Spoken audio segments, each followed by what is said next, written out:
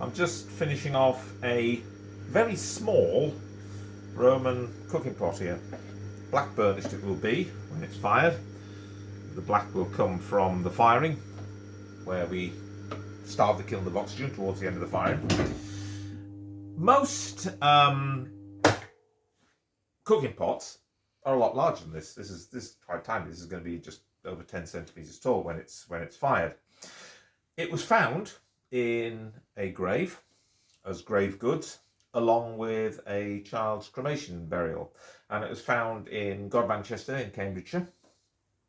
And with it, or at least the child's cremation, was in a Samian ware beaker, it's described as. So being buried in a Samian ware beaker suggests a certain sort of respect, a certain care.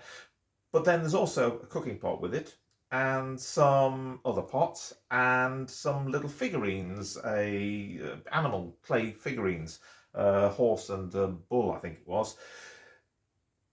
But this pot was in the grave along with the cremation. Why is it there? Is it the child's toy?